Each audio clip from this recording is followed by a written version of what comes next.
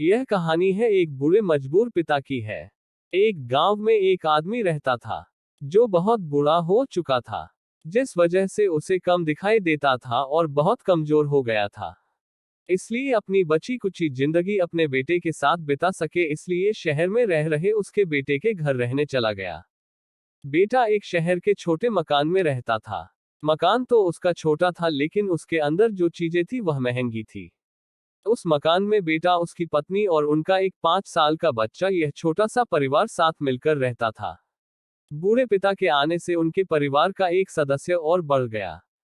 यह पूरा परिवार रोज सुबह शाम डाइनिंग टेबल पर साथ में खाना खाया करता।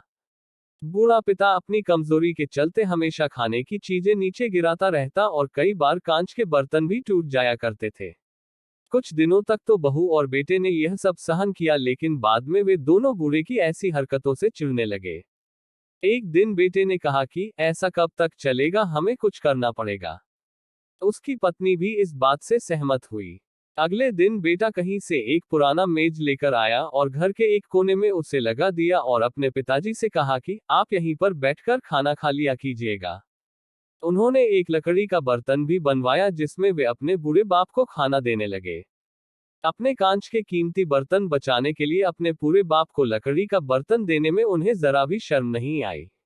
अब खाने का समय जब जब होता तो बूढ़ा बाप एक कोने में बैठकर खाता और बाकी का परिवार डाइनिंग टेबल पर खाना खाया करता। डाइनिंग टेबल पर बैठे बैठे दोनों पति पत्नी कभी कभी अपने बूढ़े बाप की तरफ देख लिया करते। बूढ़े बाप की आंखों में उन्हें आंसू भी नजर आते मगर उन पर जैसे कोई असर ही नहीं होता। बूढ़े का पोता भी यह नजारा हमेशा देखता और वह अपने में ही खोया रहता। एक दिन जब पति पत्नी डाइनिंग टेबल पर बैठकर खाना खा रहे थे तब उनका बच्चा जमीन पर बैठकर कुछ कर रहा था।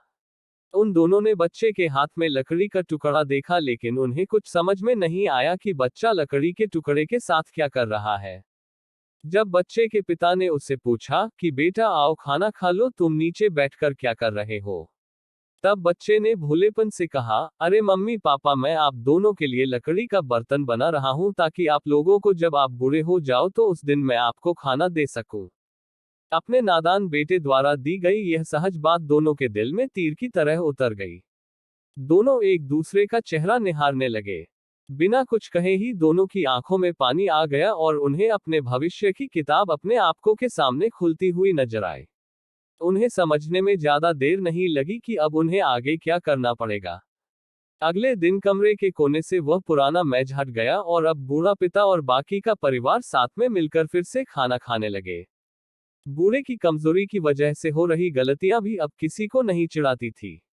दोस्तों, यह कहानी हमें बताती है हर वह पत्ता जो आज हरा है वह कल सूखेगा और डाली से नीचे भी गिरेगा। इसलिए हमें अपने बड़े बूढ़ों का हमेशा ख्याल रखना चाहिए और हमें हमारे माता पिता और बुजुर्गों के साथ वैसा ही व्यवहार करना चाहिए जैसा हम अपने लिए चाहते हैं कि हमारे बूढ़े होने के बाद हमारे बच्चे हमारे साथ करें।